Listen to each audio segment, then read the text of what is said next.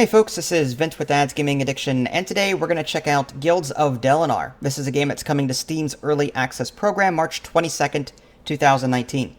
The date of this recording is March 16th, 2019, so it goes without saying that everything that you're about to see here is subject to change. Based on my play experience so far, this is a guild management game. I've played for roughly half an hour off camera just to get my feet wet. In the beginning, you get 5 characters. You can customize 3 of them. You can name them. You can choose their class. There's like paladin, warrior, rogue, priest, mage, typical classes like that. You can also choose their skin color, but not their gender, which I thought was pretty odd. So yeah, you create 3 characters, and then you've got this guild hall. The game takes you through a tutorial of sorts. I believe I'm still in that tutorial, but the objectives are, I don't want to say unreachable, but it's going to take me some time to actually get them done. But you essentially have this guild hall, and in this guild hall you can train your troops or train your heroes. You can also put them to bed to heal them of both health and mana.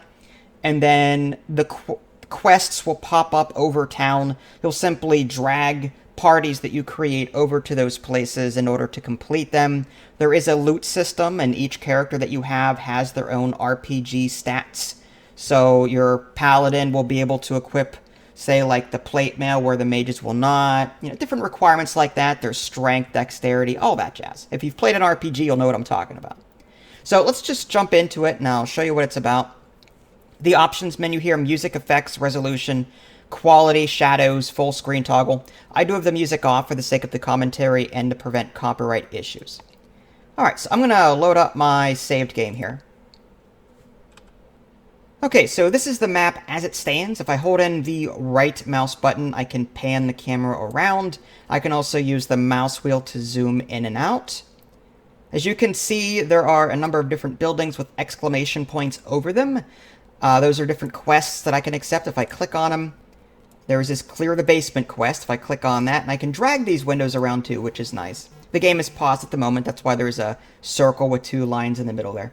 But it'll tell you what the difficulty is, what enemy types you're going to be facing, what your rewards are. But in order to accept this quest, you actually have to bring a party over to it. So it will behoove you to look at all the different quests available and go to them. Now, there are parties on the map already doing random things, so I'm guessing there are these other guilds that I'm going to be competing against, but I can't seem to do so directly. If I click on Fist of Drom Guild House, for example, which I guess is a competing guild, there's no information on them right now. There's also this cave up here, which I think also spawns their own set of parties, but I'm ignoring them for right now. I'm just, again, getting my feet wet. Upper left-hand corner, there's a number of different numbers here. You've got gold. You've got fame. This is the amount of fame you have accumulated with this town. Fame used to determine your position among the guilds here. Guild population, 6 out of 8, so you can only hire a limited number of people. And this thing is blank, so I have no idea what that is. You can open up your guild house menu on the left-hand side, or you can just click on your guild house. And here's my guild house as it stands. The graphics and the interface is a little clunky right now, but again, this is pre-early access. Trying to select someone that's in bed, for example, resting, like if I were to take Annie here, where is Annie? That's Annie. If I were to take Annie and drag them here, trying to click on them again to move them out of bed, you have to find a sweet spot, and like it's right here. Like it doesn't make sense. The finger is actually pointing to the top bed, but it's just, yeah, it's just right now it's difficult to actually click on what you want within this screen. But again, pre-early access. Archie here also needs some health and mana, 49% health and 57% mana. I'm just going to drag him to bed as well. There we go. There's also this barracks, or training room, on the left-hand side. You can drag people there, and they'll slowly train skills. Now, the game doesn't tell you what that actually means, unfortunately. If I click on a character, you can see that they've got armor, strength, stamina, agility, dexterity, intelligence, spirit, damage, spell power, all of these different things that you would expect to find in an RPG. There's also experience here, so I don't know, not without watching them intently. I don't know if they're training XP. I don't know if they're leveling up a stat that is most critical to them. Like, do mages level up their intelligence by doing this, or do they just get a flat-out experience boost over time? The game doesn't really tell you that. That's something I'd like to see explained in greater detail. But if you're ready to create a party, which I am, I've got, well, there's 4 party members here ready to go. I may want my 5th one ready. So I'm going to go ahead and unpause it. And again, the CPU guilds walk around and do things. What they do exactly, I don't know what. That hasn't been explained to me yet either. So at the moment, I'm just concentrating on my own people, my own guild. And I'm waiting for one of either... I think Archie is who I'd want to take. Having 2 priests just doesn't seem to be all that necessary. Yeah, but they do gain health and mana over time, so I'll just wait. Now, what's weird is that when I saved the game and closed out of it, all of these people are at 100%, which was kind of odd. So the game didn't save the state in which I left it. So that's another concerning factor that I have. I mean, like... Gunther, Idly, Vinny Jr., and Vince, like, all of them were 100%. Everyone was 100%. But now Annie and Archie are under 100%, and I don't know why that is. It's just kind of weird that the game put them under what they were before. So again, these are pre-early access things that need to be addressed as development continues. Okay, Archie looks to be pretty much it. I'm going to go ahead and pause it again. And let's take Archie out of bed. Just put them there. And if we click on the P by the door, that opens up our party screen. We can click on these heroes. One thing I don't like about the available hero screen, you have to keep your mouse hovered over the person or the portrait to determine who they are. It would be nice to have their names right above them or below them telling me who they are, so I don't have to hover, wait a few seconds, and then, oh, that's me. Okay, I'll assign myself. Okay, and then we've got this screen again. Okay, Vinny Jr. Okay, then we've got Idly the Priest, even though she's male, but whatever. Gunther, Human Warrior, and then lastly, I can take Annie or Archie. Archie's the one I want. So I've got 2 human mages. Now, I was not able to choose the other 2 starting people. It would have been nice to be able to do so. The guild auto-assigned me a priest and a mage, even though I already had a priest and a mage in my 3 that I created. It would have been cool if the game either gave me 2 classes that I didn't create or allowed me to assign those 4th and 5th classes. That I would have preferred that over what the game did to me here. Let's go ahead and hit create. And now I've got a party on the left hand. Well, it's underneath this other party. I'm not sure what's going on there. I guess they're saying hi to each other. But we're going to click on one of these buildings, clear the basement. Okay, maybe we'll do that one. So I'm going to click and hold and drag over to this little white dot, let go, and in theory, I should move now. Well, oh, start, okay, so I guess if we meet at the same location, okay, well, this might actually be a bad example of combat, but I'll do my best to win it. So I guess when 2 people meet up like this, we have to do combat. So the way combat works is, bottom left-hand corner, there's 3 action points that each person has on their turn. Turn order is in the top left. Their skills are down here along the bottom. You've got health and mana. You've got a spell book. Each one has a spell book, and then you can drag these skills from the book down to the skill bar on the very bottom of the screen. To move someone, you click and hold, and a line is drawn, and depending on how many red circles you see, that's how many action points will be used. Now, you can't see it, but there should be one behind that priest's head. This is going to use all of my action points right here. So 1, 2, and then finally 3. So now I move on to the next person. I may want to move this one up here, and I've got an action point. All right, I may just end my turn prematurely. I don't want to get my mages ahead of my warriors and melee characters.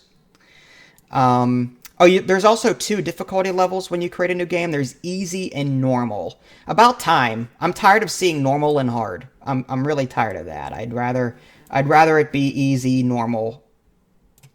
All right, I'll keep my paladin on the front line. Let's put our mage back here. They cannot walk through each other, so you do have to sort of plan out where you're walking. Like Christopher. Get it? Christopher walking. All right, I'll stop. Okay, so Priest is moving up now. And I'm just going to end my turn. I'm tempted just to let them come to me. Looks like he's got 2 mages, 2 warriors, and I guess a rogue, if that's what that is. Now, health does not automatically heal from combat to combat. So you have to go back to your guild hall to actually recover health.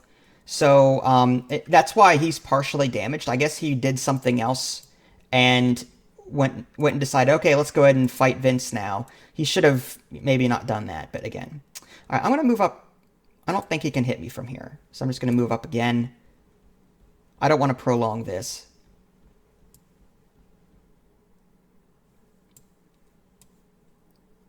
All right, we'll do something like that. We'll move our priest. I want to move him somewhere in the middle so we can reach everybody. The priest mainly heals, but he does have this dot over time, well, damage over time effect. All right, let's go ahead and move him up like that. And something like that. All right, we should be seeing combat fairly soon. Hopefully he leaves his other characters back here, and then I can just pick this guy off, but no, doesn't look like he's going to do that. Those mages are nasty for the record, so I may want to focus on them first. Okay, so let's see if I'm in range to do anything. I am not.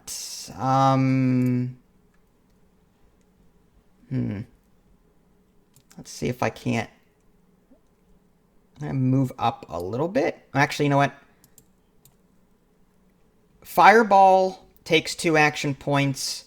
Frostbolt takes 2 action. If you hover over this skill, you'll see how much mana it costs, how many action points, what it does on the bottom, the base ice skill. That also adds a frost debuff that reduces the action points of the target, so I may want to try and use that just to slow down the enemy team. And if you're unsure of how many action points you spend, look on the very bottom left. You'll see that the orbs keep changing from light to dark, light to dark, light to dark. That's it. It gives you a preview of how much you're going to spend before you move, which is, I think, great. All right, so I've got 2 left. Let's go ahead and Frostbolt this guy here. And I want to move him up, but I want him to come to me, really. All right, we'll do something like that. Now this guy's probably going to get hit. I could taunt. I can taunt this mage, like so, and he should be forced to attack me, hopefully. All right, let's go ahead and move the priest up so we can reach. And I could apply this Righteous Pain, which does damage over time, and that might kill this guy. I'm not exactly sure. 8 to 11 damage. I could also do Fortify. Adds health and armor to the target. This guy has full health already, so I don't know if I want to use that yet. I may just... Let's just use Righteous Pain and see if that kills him. The damage over time effect occurs at the end of the current round. Okay, let's go ahead and move this guy. Actually, just beat him up right now. Kind of wasted mana there. Holy Strike, 6 to 12 damage. You know what? I don't think we'll need to do that. Let's just save our mana and attack him with a regular attack. There we go. And hopefully that damage over time will knock him out. I think what I want to do is attack this mage here. Maybe, can I do that? Ugh, can't reach him. This Energy Blast does 6. It also debuffs the target to take extra spell damage, so I could get in closer, use that, and then... Oh, he resisted it. Well, that helped a lot. Thank you so much. Let's move in down here. There we go. Well, I want to reduce his action points so he can't attack me at range with too much.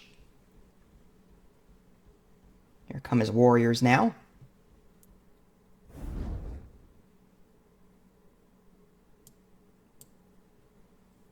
Looks like he's getting in close. All right, so Gunther here. I think I want to go after this mage Why he brought him in so close is beyond me, but that's good for me. Bash does 50% damage and adds a stun to the target. I think that's what we want to do. Okay, yeah, we're going to stay right here and maybe use a fireball. Let's just fireball. Let's fireball one of these guys. Okay. Priests.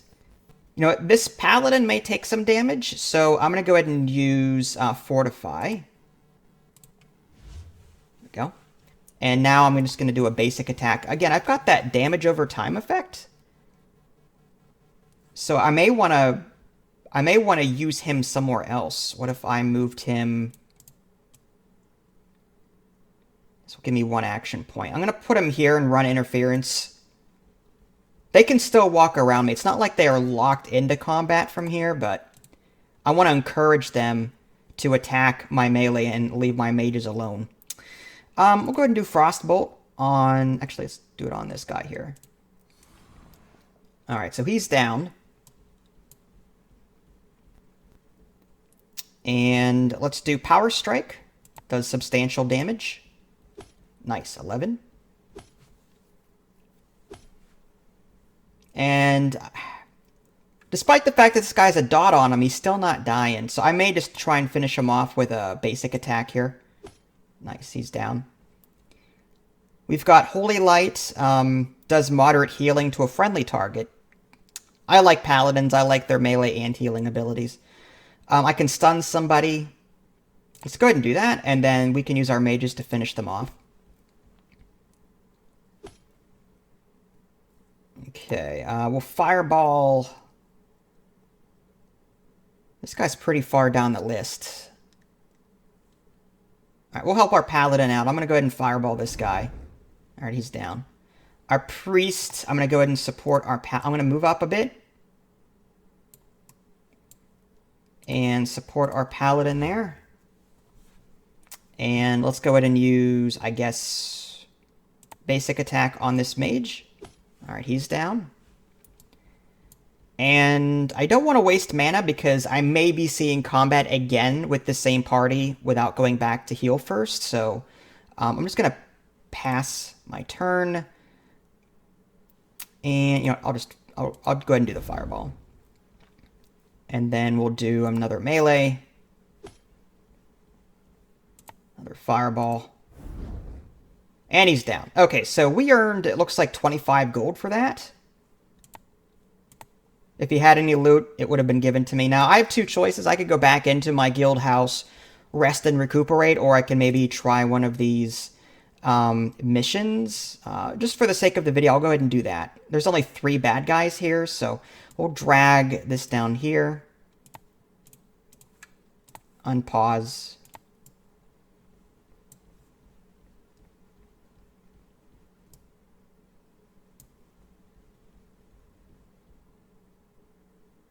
Alright, open that up, clear the basement, and send.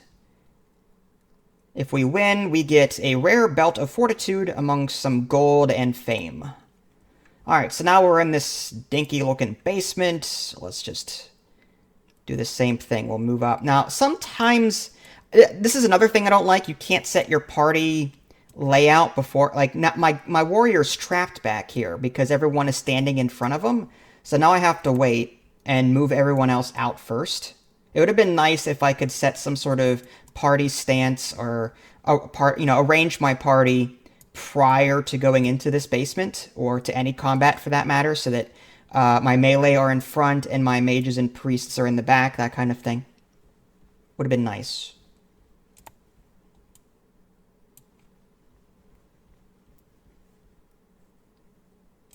Alright, again, we want the priest somewhere centralized. That way he can heal anyone he needs to.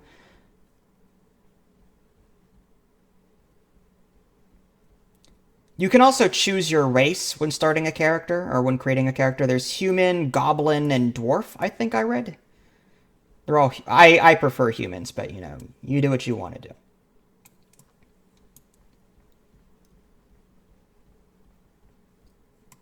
Alright, so... let's get this guy here. And let's go with causes the target to be stunned. That guy looks pretty fierce. I want to try and keep him stun locked if possible. And let's go ahead and start doing maybe some frost bolts. I'm trying to reduce the amount of action points these guys have. Priest might as well apply some sort of fortify. Good thing I did. Alright, I wouldn't mind stunning this guy again. But I think we need to start taking them out. Melee strike that does moderate holy damage. Let's do that. Alright, 24 crit. Nice job. Let's move this guy in closer. Power strike. Alright, one down. Let's do a fireball. That one's too far away.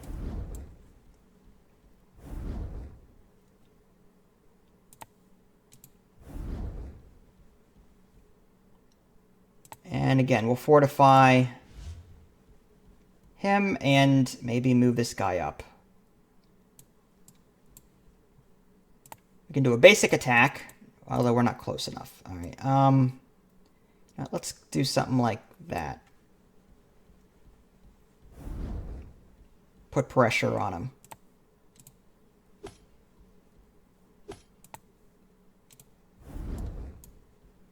All right, one down. One mage to go. All right, I'm just going to save my man. I don't think we really... Actually, you know what? I'll go ahead and get in closer. Fortify this guy. We're going to go back to the guild house anyway and heal up after this, so... Might as well burn everything.